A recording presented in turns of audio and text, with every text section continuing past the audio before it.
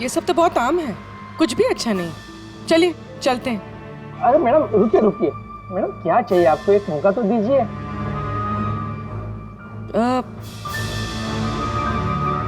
कुछ खास, royal you know. खास? अरे हिम्मत, वो खास सामान लेके आना तिजोरी से।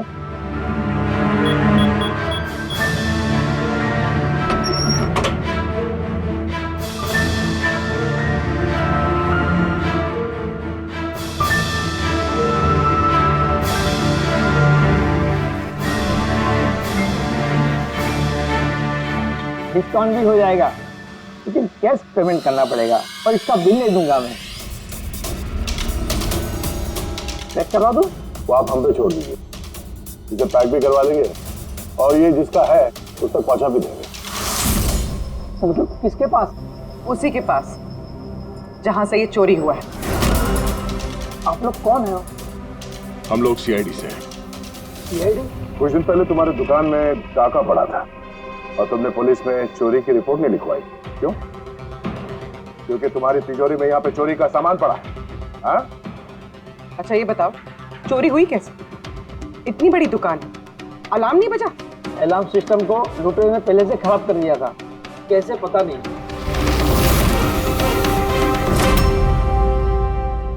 पूर्वी, तुम यहाँ के अलार्म सिस्टम और इस लॉकर के डमी मॉडल को लेके फॉरेंसिक लैब में जाओ और डॉक्टर सालुके की मदद से पता करने की कोशिश करो कि अलार्म सिस्टम फेल क्यों हुआ। तब तक मैं और फ्रेडी यहाँ का अलार्म सिस्टम चेक करता है। छाया, अब आप अच्छे से सो जाओ, कल आपकी मम्मी सुबह आपके पास आ जाएगी। Good night.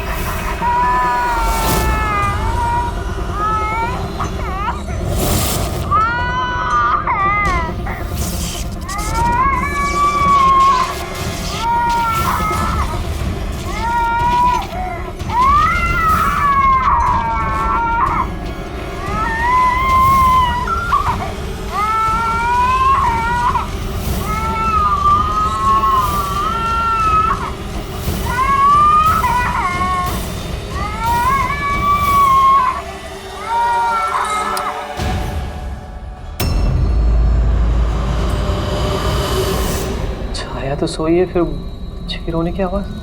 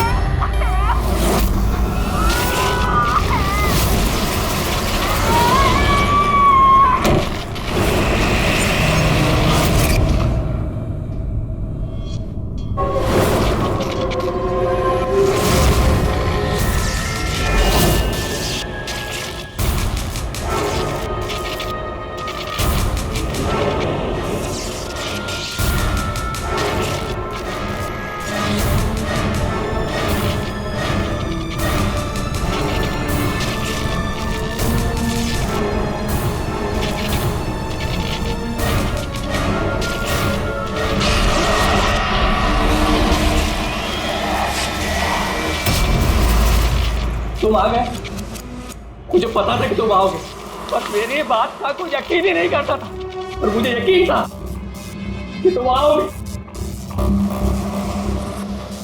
तुम बोलते क्यों नहीं? अरे बात करो मुझसे, इतने समय से मैं तुम्हारा इंतजार कर रहा हूँ। देखो, अब मुझे कुछ मत करना, हाँ? मुझे कुछ मत करना। मैं तो उल्टा तुम्हारी मदद करना चाहता हूँ। मुझे शेयर करो, मुझे शेयर करो कि तुम्हें किसने मारा है। बताओ, मैं तुम्हारी हेल्प करूंगा। कौन है तुम्हारा खूनी? कौन है, मुझे बताओ।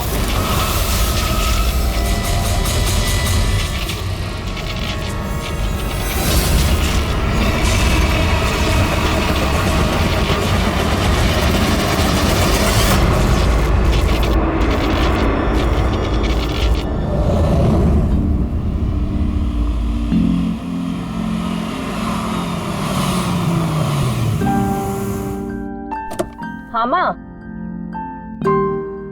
माँ बस अभी पहुंची हूँ।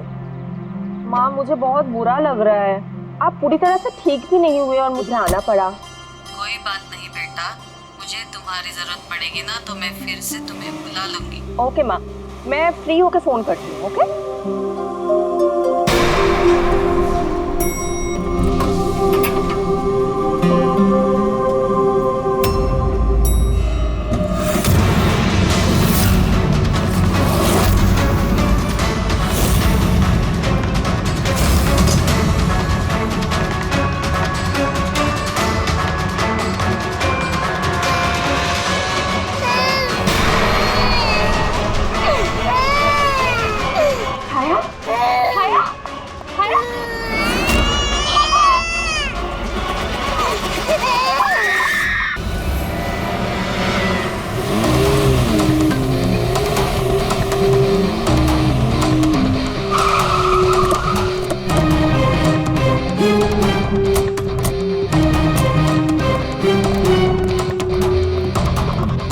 मुझे लगा था पागल है, कुछ भी बोले जा रहा है, लेकिन अब ये वो झूठ नहीं बोल रहे, सच में उसके पीछे कोई आत्मा थी। क्या आत्मा वात्मा? वैसा कुछ नहीं होता है। मैं इन सब बातों में यकीन नहीं करती हूँ। वो तो पागल था, ये सब भी पागल हो गए तभी उसकी तरह बात कर रहे हैं। नहीं नहीं, पागल तो नहीं था वो। अभी पिछली बार जो उसने बवाल किया, उसके बाद गया था मैं उसके घर, बिल्कुल सही था वो। पता नहीं इतनी बेरहमी से किसने मारा होगा उसे। जो कुछ भी हुआ है ना, उसे देखकर तो यही लगता है कि ये किसी आत्मा का काम है। नहीं नहीं, मुझे तो ऐसा लगता है कि जैसे हमारी सोसाइटी को किसी की ना बुरी नजर लग गई हो। आई होप कि वो पागल ही हो, कहीं सचमुच आत्मा का चक्कर हुआ तो। पंकज, सीआईडी में रह के बेकार की बातें मत करो, समझे? Sorry sir.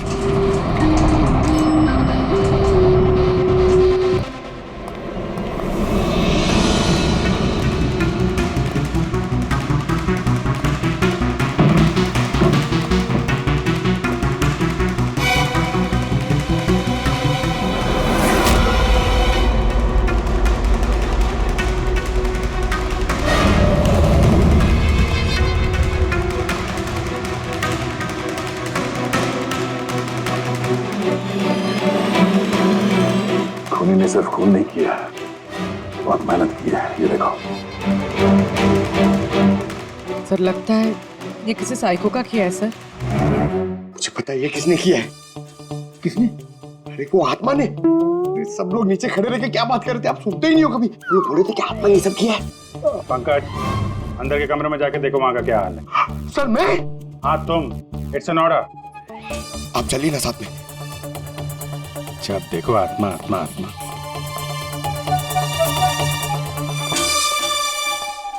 बॉडी की बड़ी बुरी हालत की है, सारी हड्डियां तोड़ डाली है। सर मुझे लगता है कि इसकी मौत इसकी गर्दन टूटने की वजह से हुई। या तो किसी ने इसका गला दबा के इसे मारा है और उसी में इसकी गर्दन टूट गई, या फिर इसके सर पे चोट करके इसकी जान ले ली और उसके बाद गर्दन तोड़ दी। सर लेकिन इस तरह गर्दन तोड़ने के लिए तो बहुत ताकत चाहिए, ये किसी कमजोर आदमी का काम नहीं है।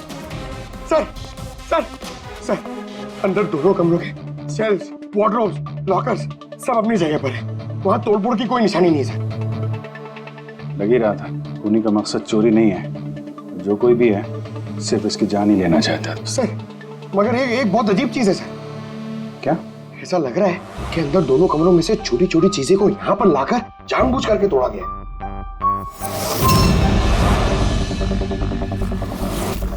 मैं ये सोच रहा हूँ कि ये आत्मा ऐसा करेगी क्यों? यार इसके खून की असली वजह तो डॉक्टर सालुंखे ही बताएंगे। इस बॉडी को फॉरेंसिक भेज देते हैं। और एक काम करता हूँ, मैं नीचे जाता हूँ, सोसाइटी वालों से बात करता हूँ। तुम इसकी वाइफ से बात कर लो, पता तो चले ये आत्मा का चक्कर क्या है। ये आप लोग राजीव को कब से जानते हैं? सर कुछ महीने पहले ही यहाँ रहने आया था। पहले तो सब कुछ नॉर्मल था, लेकिन बाद में क्या? साफ साफ बताओ, बाद में क्या? सर बाद में अजीब अजीब बातें करने लगा था और अभी 10-12 दिन से तो पागल ही हो गया था। पागल नहीं था, नहीं, राजीव पागल नहीं था। तो फिर क्या तुम्हें भी लगता है इस घर में कोई आत्मा है? राजीव जब से ये आत्मा और आवाजों के बारे में बात कर रहा था, मुझे लगा कि शायद वो अपने डिप्रेशन की वजह से। डिप्रेशन? हाँ, उनको पहले भी एक बार डिप्रेशन हो चुका था। उस समय उनका बर्ताव बहुत बहुत अजीब हो चुका था। लेकिन सर इस बार तो मैं उनको डॉक्टर के पास लेके गई थी, वो दवाइयां ले रहे थे। फिर एक रात क्या हुआ दूसरा? मधु मैंने फिर से आवाजें सुनी। मधु मैंने फिर से वो आवाजें सुनी। कैसी आवाजें? मैं तो यही हूँ, मैंने तो कोई आवाजें नहीं सुनी। जब मैं कह रहा हूँ कि मैंने आवाजें सुनी तो सुनी ना, मानो ना मेरी बात। राजीव एक सेकंड, आपने दवाइयाँ ली है? इसका दवाई से क्या ताल्लुक? हाँ मैंने दवाई ले ली, पर मैं कह रहा हूँ ना मैंने अब आवाजें सुनी है। राजीव प्लीज मत मानो मेरी बात। जब मैं कह रहा हूँ कि मैंने आवाजें सुनी मैंने आवाजें सुनी, वो आवाजें मुझे आ रही है तो बोल रहा हूँ मैं। मुझे लगा ये आत्मा, ये आवाजें जिसके बारे में राजीव बात कर रहा है, ये सब उसका भ्रम है। मुझे नहीं लगा कि ये सब सच हो जाएगा। अच्छा राजीव ये जो आवाजें सुनता था, ये इसके बारे में कुछ डिटेल में बता सकती हो तुम? कुछ नहीं पता मुझे। अच्छा, उसका कोई खास दोस्त जिससे हम राजीव के बारे में कुछ पता लगा सकें? खास दोस्त तो नहीं, लेकिन एक विनीत है, उसने हमें ये फ्लैट दिलवाया था। विनीत? हाँ सर मैंने ही उसे ये घर दिलवाया था 11 महीने के लीज पर। अब सर मेरा तो काम ही यही है। अब इसके पहले भी मैं कई लोगों को वो घर दिलवा चुका हूँ, लेकिन आज तक कभी किसी ने ऐसा कुछ नहीं कहा। क्या नहीं कहा? सर यही कि ये घर ठीक नहीं है और यहाँ पे आत्मा है। क्या राजीव ने ऐसा कहा? सर पहले तो तमीज से बात करता था, फिर चीखने चिल्लाने लगा और धमकियां भी देने लगा। और कल ही की बात है, कल तो सोसाइटी की मीटिंग में घुसकर उसने। लेकिन मैंने सोसाइटी में सोलर पैनल लगाने की बात की है। बस एक बार लग गया तो पूरे एरिया की सोसाइटी में हमारी सोसाइटी बेहतरीन कहलाएगी। गलत कह रहे हैं आप, ये सोसाइटी बिल्कुल बकवास है। अब क्या हो गया मिस्टर राजीव? अभी तक तो कुछ नहीं हुआ है, लेकिन जरूर कुछ होने वाला है और इस सब के जिम्मेदार आप सब हो गए। अरे आप सबने मिलकर मुझसे इतनी बड़ी बात क्यों छुपाई? और स्पेशली विनीत, तुमने धोखा दिया है मुझे। कौन सा झूठ मिस्टर राजीव? क्या आपको आज की मीटिंग के बारे में पता नहीं था? आपको खून के बारे में पता था जो मेरे फ्लैट में हुआ है? मेरे घर में खून हुआ है, फिर आप सबने इतनी बड़ी बात क्यों छुपाई मुझसे? अरे कौन सा खून मिस्टर राजीव? मैं यहाँ तब से रह रहा हूँ जब से ये बिल्डिंग बनी है, एंड ट्रस्ट मी, आपके फ्लैट में तो क्या, यहाँ पे किसी भी फ्लैट में कोई भी खून नहीं हुआ है। खून हुआ है और आत्मा भी है, और उसका नाम भी जानता हूँ, लल्लन। मिस्टर राजीव, इस नाम का आदमी यहाँ रहता ही नहीं, और ना कभी आपके फ्लैट में रहता था और ना किसी और के फ्लैट में। लेकिन लल्लन की आत्मा मेरे फ्लैट में है। अरे वो मुझे परेशान कर रही है, मेरा जीना महाल कर रखा है उसने। अरे तरह तरह की आवाजें आती है, कभी लाइट बंद हो जाती, कभी लाइट अपने आप चालू हो जाती। देखिए मिस्टर राजीव, बिजली का प्रॉब्लम है कुछ दिनों से, और उसी के लिए तो आज की ये मीटिंग रखी गई थी। तभी तो मैं कह रहा हूँ कि सोसाइटी में सोलर पैनल लगाना। देखिए, लल्लन की आत्मा इंसाफ मांग रही और उसे मुझे इंसाफ दिलाना पड़ेगा। आप समझ नहीं रहे, नहीं तो वो मुझे छोड़ेगी नहीं, आप सबको नहीं छोड़ेगी, सबका जीना महाल कर देगी। बोल रहा हूँ मैं आप सबको। बस सर, फिर वो वहां से चला गया, और सर आज विजय जी का फोन आया तो पता चला कि यहाँ पे ये सब कुछ हो गया। सर एक मिनट सर, प्लीज एक मिनट सर। सर ये जरूर किसी बुरी आत्मा का काम है सर, कोई इंसान बिना आवाज के इतना सब कुछ कैसे कर सकता है सर? अरे यार अनपढ़ों की तरह बातें मत करो पंकज। अच्छी बुरी आत्मा कुछ नहीं होती है। पहले इनको समझा के परेशान हो गया था, अब तुम आ गए। ये किसी इंसान का काम है। इसने घर के पावर के साथ छेड़छाड़ की है और दरवाजे के नट बोल्ट ढीले कर दिए हैं। देखते हैं राजीव की बीवी दया को क्या बताती है। आप प्लीज अपना और छाया का ख्याल रखिए।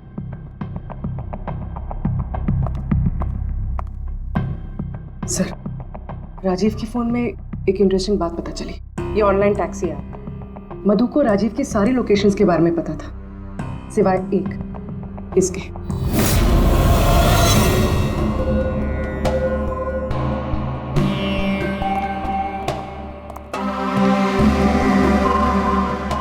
माधव जी, माधव जी, हम लोग सीआईडी से हैं। माफ करना, बिना इजाजत के हम लोग अंदर आ गए।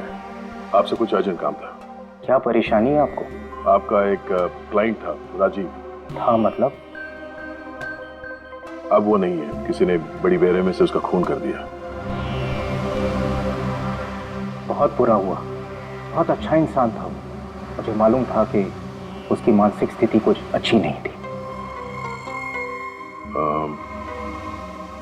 आप राजीव के बारे में कुछ और बता सकते हैं? एक दिन वो मुझे अपने घर पर ले गया। उसे कुछ आवाजें सुनाई पड़ रही थी। उसे लग रहा था कि कोई आत्मा उसके घर में है, मगर ये उसका वहम था। मैं उस घर पे था, ऐसी कोई बात नहीं थी।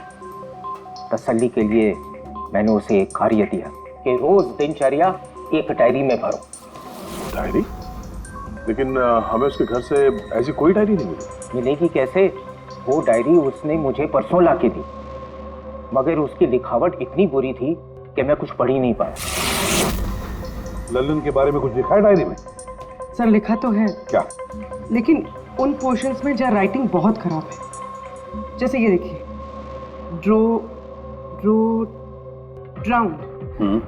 Drowned and killed. नहीं, killed, drowned and killed. Drowned and killed?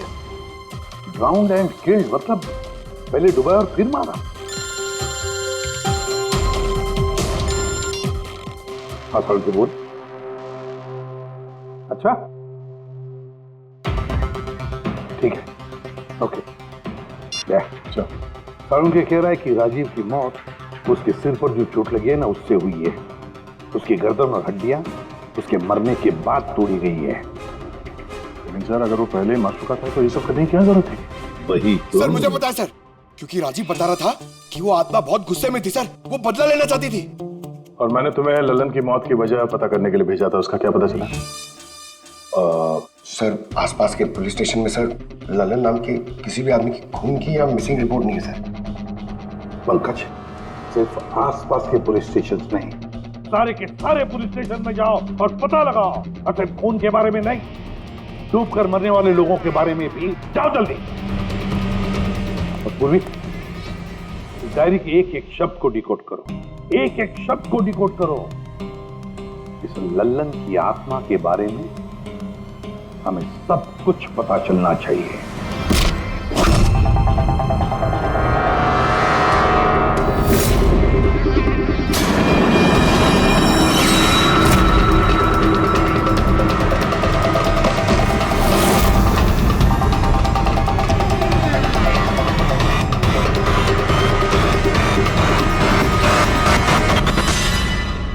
Sir, 2 और वर्ड्स मिले, ज्वेलरी स्टोर।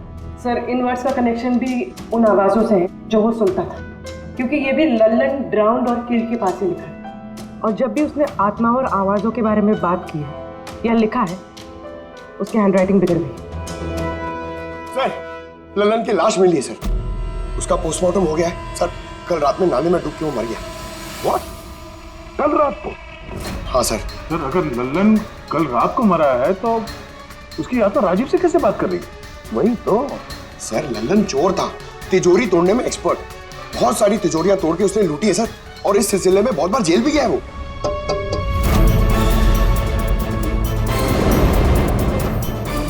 आप? जी, मेरा नाम गायत्री है। मैं मौत गई थी लल्लन जी की बॉडी क्लेम करने।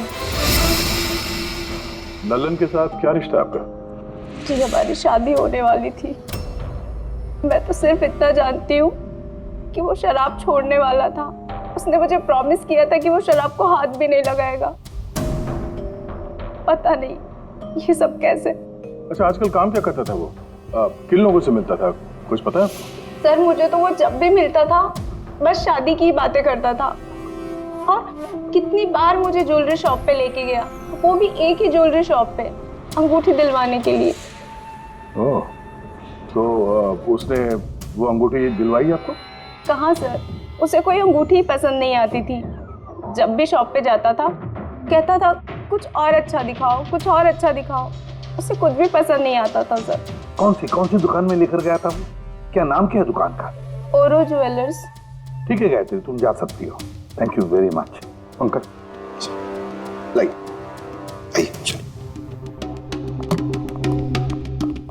सर, इनकी बातों से तो ऐसा लग रहा है कि लल्लन उस स्टोर में ज्वेलरी खरीदने नहीं बल्कि लूटने के हिसाब से बार बार जा रहा था।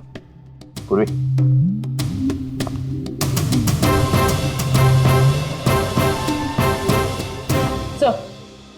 सर ओरो ज्वेलर्स ने तो किसी चोरी या लूट की रिपोर्ट लिखवाई नहीं है। तो क्या हुआ? चोरी की रिपोर्ट नहीं लिखवाई तो इसका मतलब ये नहीं कि चोरी हुई ही नहीं। चोर के घर में ही चोरी हो जाए तो रिपोर्ट कहाँ लिखवाएगा सर? हाँ दया, अच्छा तुम्हें नहीं लगता पूर्वी को कुछ नई ज्वेलरी खरीदनी थी?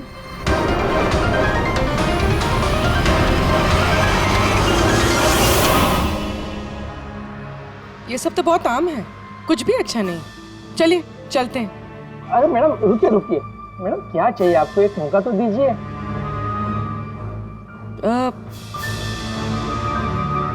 कुछ खास, रॉयल यू नो। खास? अरे हिम्मत, वो खास सामान लेके आना तिजोरी से।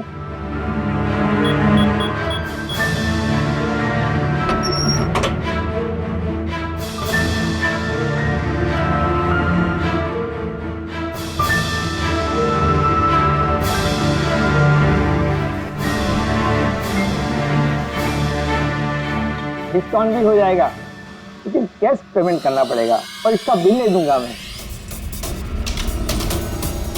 चेक करवा दूं? वो आप हम पे छोड़ दीजिए, इसे पैक भी करवा देंगे और ये जिसका है उस तक पहुंचा भी देंगे। मतलब किसके पास? उसी के पास जहां से ये चोरी हुआ है। आप लोग कौन है? हम लोग सीआईडी से हैं। सीआईडी? कुछ दिन पहले तुम्हारी दुकान में डाका पड़ा था और तुमने पुलिस में चोरी की रिपोर्ट नहीं लिखवाई। क्यों? क्योंकि तुम्हारी तिजोरी में यहाँ पे चोरी का सामान पड़ा है। हाँ? अच्छा ये बताओ, चोरी हुई कैसे? इतनी बड़ी दुकान है, अलार्म नहीं बजा? अलार्म सिस्टम को लुटेरे ने पहले से खराब कर दिया था, कैसे पता नहीं।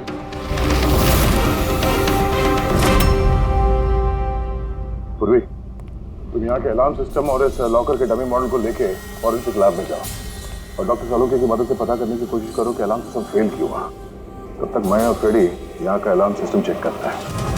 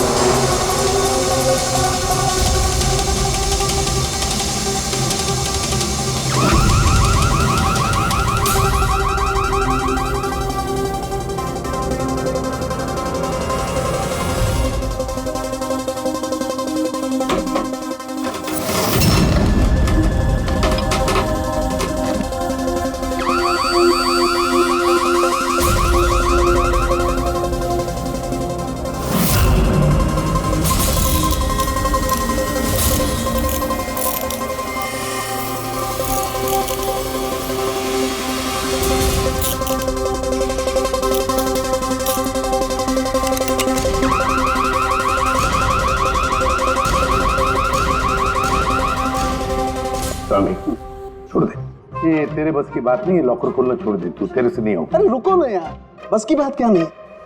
तिजोरी अब तक इसलिए नहीं खुल रही थी क्योंकि मैं लल्लन की तरह से सोच रहा था। बॉस, अब मैं सालुके का दिमाग लगाता हूँ।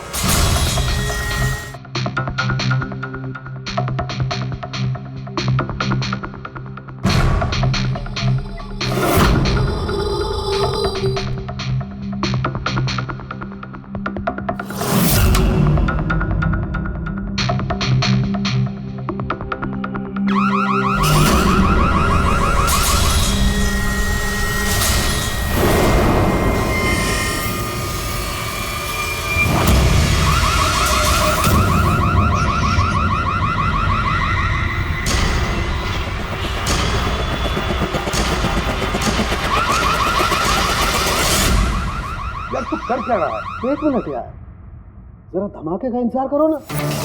धमाका छोटा सा।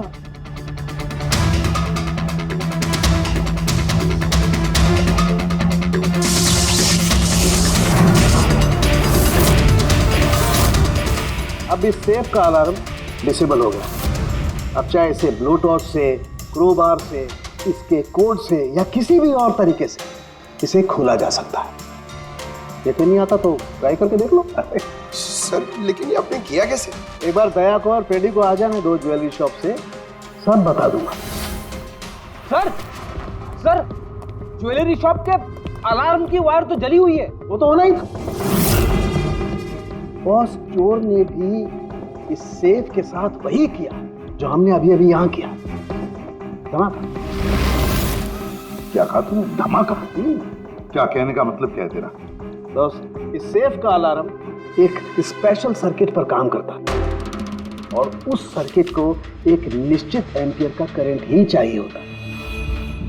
अगर जरूरत से ज्यादा करंट तोड़ा दिया गया तो धमाका होता है, सर्किट फेल हो जाता है, तो अलार्म का पावर कट हो जाता है। लेकिन इसके लिए किसी एक्सपर्ट की जरूरत होती है जिसने इस सर्किट को अच्छी तरह से स्टडी किया हो और इसकी खासी प्रैक्टिस की हो। पावर कट की प्रैक्टिस?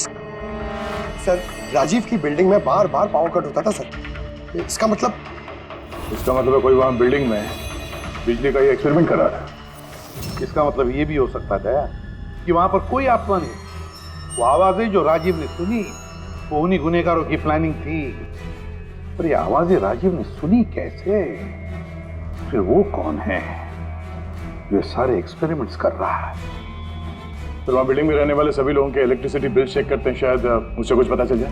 बिल्कुल दया, बिल्कुल। सर, लल्लन के साथ साथ एक और नाम डिकोड हुआ, हिरेन। हिरेन? हिरेन? ये हिरेन जरूर लल्लन का साथी होगा। पूर्वी, इस हिरेन का पता लगाओ। जेल से शुरू करो। इस धमाके की शुरुआत वहीं से हुई है, उसी जेल से। ये लल्लन है, ये 2 साल इसी जेल में था और 2 दिन पहले इसकी मौत हो गई। हमें शक है कि इसके साथी ने इसका खून किया है, जो शायद उसको यहीं मिला था। हिरेन। हिरेन? लल्लन का तो मुझे पता नहीं, पर हिरेन को मैं बहुत अच्छी तरह से जानता हूँ। वही जो बैंक के पैसे लूट कर भागा था और भागते भागते गलती से उसने अपने ड्राइवर के पैर में गोली मार दी थी। जेल में बड़ा घबराया रहता था। उसका फोटो और उसका नंबर मिल सकता है? जी हाँ, पर थोड़ा सा वक्त लगेगा। जरा जल्दी कीजिए। जी। क्योंकि अगर ये हिरेन लल्लन का खूनी नहीं तो फिर अगला नंबर उसका ही है।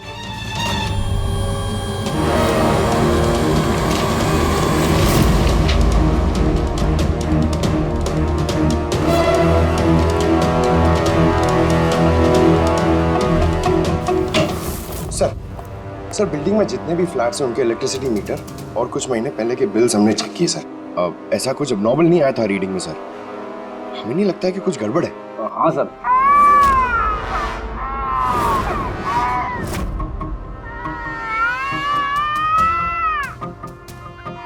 ये आवाज? छाया, भूख लगी होगी इसलिए उठ गई है। मैं आती हूँ।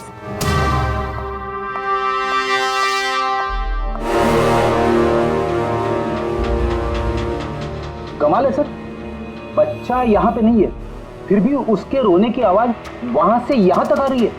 इस चीज के जरिए ये चीज क्या है? Baby monitor. Baby monitor?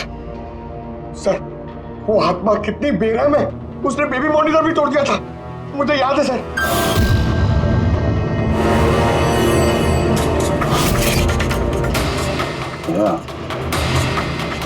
तुम भी वही सोच रहे हो जो मैं सोच रहा हूँ? अब सर, आप दोनों जो सोच रहे हो जरा हमें भी बताओ ना। देखो बेटी, ये बेबी मॉनिटर जो है वो ये वॉकी टॉकी रेडियो जैसा डिवाइस है ना। एक बेबी के कमरे में है और एक आपके पास। बेबी चाहे जितना भी दूर हो उसकी आवाज़ इस मॉनिटर तक आ सकती है। बेबी के कमरे में कुछ भी होगा इस मॉनिटर से हमें पता चल जाएगा। समझे कुछ? ओ, मतलब पंकज, ये आत्मा बहुत जल्दी पकड़ी जाएगी। कैसे सर? नहीं समझे? मैं समझाता हूँ। अगर ये बेबी मॉनिटर अपने ये वायरलेस फोन की तरह काम करते हैं तो इसकी अपनी एक फ्रीक्वेंसी होगी। अगर वहां आसपास कोई और डिवाइस है उसी फ्रीक्वेंसी की, तो ये बेबी मॉनिटर उस फ्रीक्वेंसी को कैच करेगी और वहां पे जो आवाजें हैं वो यहाँ पे आ सकती है। आपको समझ में आया? थोड़ी देर में समझ जाऊंगा सर। या तुम ज्यादा समझो मत, समझे? तुम जाओ फॉरेंसिक लैब, डॉक्टर सालुंके से मिलो, वो तुम्हें एक डिवाइस देंगे, लेकर आओ। मैं उनसे फोन पे बात करता हूँ।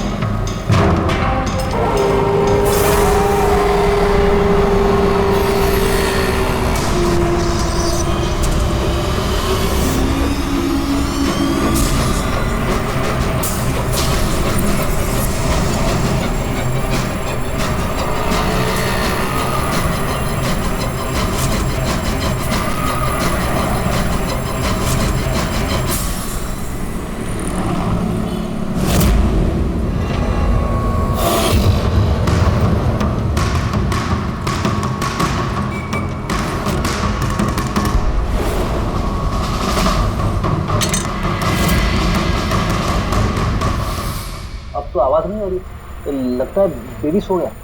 सर, ये पुराना बेबी मॉनिटर का यूजर मैनुअल है, आपको देखना था।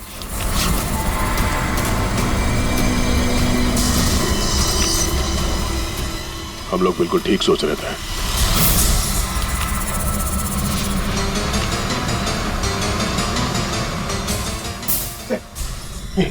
ये सालुंके सर ने दिए। सर ये है क्या? बस यूं समझ लो पंकज कि अब हम इससे आत्मा देख पाएंगे।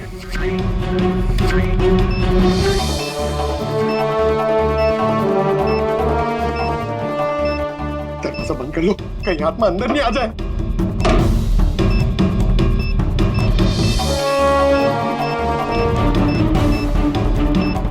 यहाँ पे तो सिग्नल बहुत वीक है यार। एक मिनट।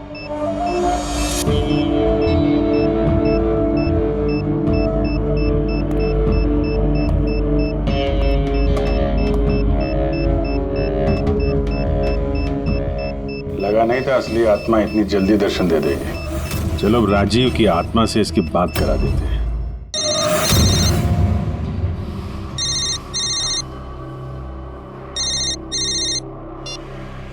हेलो। तूने मुझे क्यों मारा? मुझे मार के मेरी बच्ची को बेसहारा कर दिया। क्या? मुझे सब पता है। पहले तूने लल्लन के साथ मिलके ज्वेलरी शॉप लूटी, फिर मुझे मार दिया क्योंकि मैं सब जानता था, और फिर तूने लल्लन को भी मार दिया और लूट का सारा माल खुद दबा लिया। तुम हो कौन? राजीव, तुम्हारा पड़ोसी। क्या?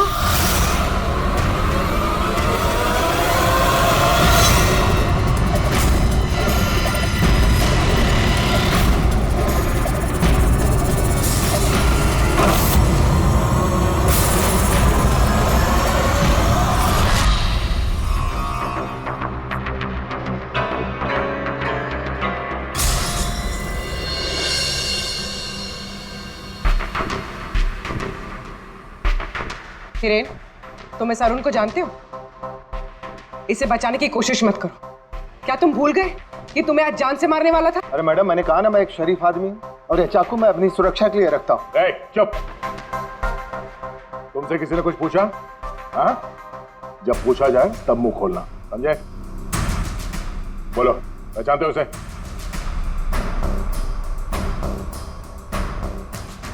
चलो कोई बात नहीं, नहीं पहचानते हो तो। लेकिन अब तुम्हारे सामने एक दूसरा आदमी पेश करता हूं मैं। उसके साथ तुमने और लल्लन ने मिलकर ज्वेलरी शॉप लूटा था। रेडी?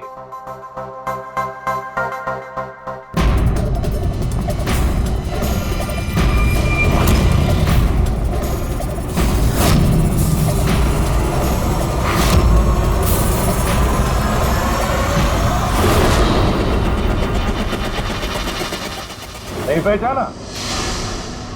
बताओ जल्दी, बताओ जल्दी, वरना जी सर, मैं इन्हें जानता हूँ, ये आतिश भाई हैं। कैसे जानते हो तुम इसे? जी इन्होंने हमें एक काम दिया था। कैसा काम? जी ओरो ज्वेलरी शॉप को लूटने का काम। इन्होंने कहा था कि ये अलार्म संभाल लेंगे, हमें सिर्फ तिजोरी तोड़नी है। लेकिन इसका असली प्लान कुछ और ही था। किसी ने लल्लन को मारा और उसका हिस्सा भी इसे खुद किया। नहीं सर, नहीं, ऐसा कुछ नहीं सर। सर मैंने किसी को नहीं मारा सर। सर इस काम के लिए तो मैंने अरुण को हायर किया था। ए चुप, वरना तेरा मुंह तोड़ दूंगा। सर ये झूठ बोल रहा है, मैंने तो सिर्फ एक ही खून किया, वो भी लल्लन।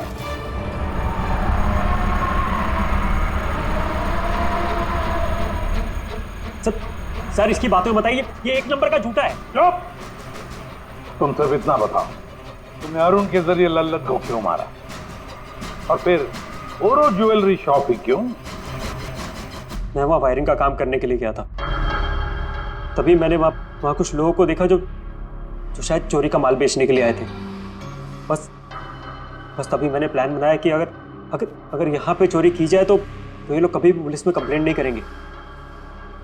इसके लिए फिर मैंने वहाँ पे उनका अलार्म सिस्टम चेक किया और देखते मैं समझ गया कि अगर पावर ओवरलोड किया जाए तो अलार्म फेल हो सकता है। पर इसके लिए एक स्पेशल इलेक्ट्रिकल डिवाइस की जरूरत थी, जो तुमने खुद घर बैठ के बनाया, हाँ? और यही एक्सपेरिमेंट करते समय बिल्डिंग की लाइट बार बार जा रही, क्यों? जी। लेकिन इस सब कुछ में राजीव का क्या लेना देना है? मेरे पति को क्यों मारा? क्या बिगाड़ा था उसने तुम्हारा? क्योंकि राजीव ने इनका सारा प्लान सुन लिया। उसने इसकी और हिरेन की बातें सुन ली थी। उसने इसके और लल्लन की बातचीत भी सुन ली थी। उसे सब कुछ सुनाई दे रहा था उस बेबी मॉनिटर के जरिए।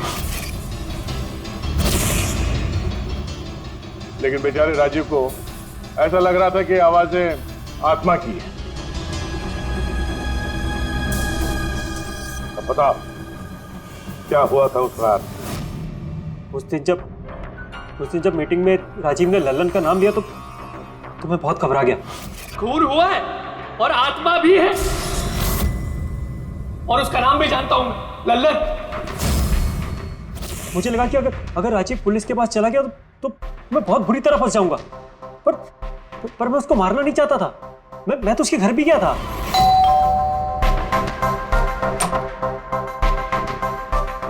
हाय, हम आतिश, मैं आपका पड़ोसी हूँ। ये नीचे वाले फ्लोर पे रहता हूँ।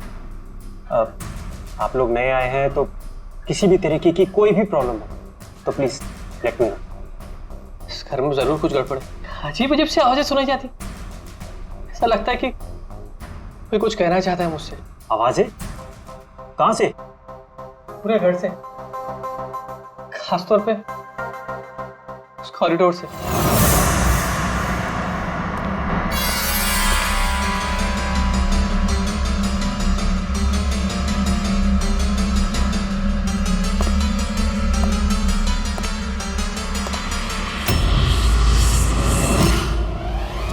उसके घर पे जब मैंने बच्चे के कमरे में बेबी मॉनिटर देखा तो मैं सब कुछ समझ गया, क्योंकि उसी तरह का बेबी मॉनिटर मेरे घर पे भी है। अच्छा।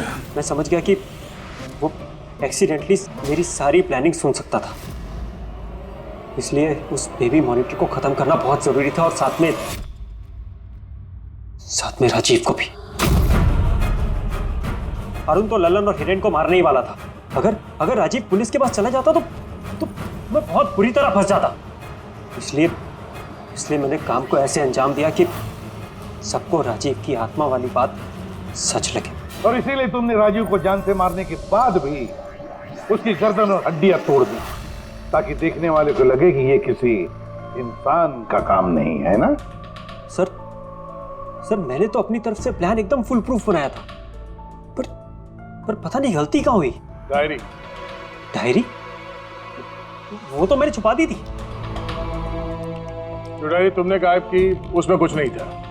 पहली वाली डायरी हमारे पास है और उसी के जरिए पहले लल्लन और फिर हम तुम तक पहुंच पाए।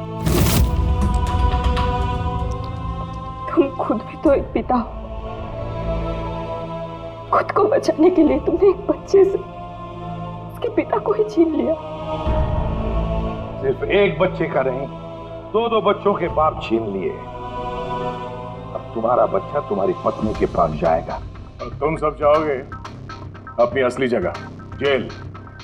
पिड़ी, पंकज।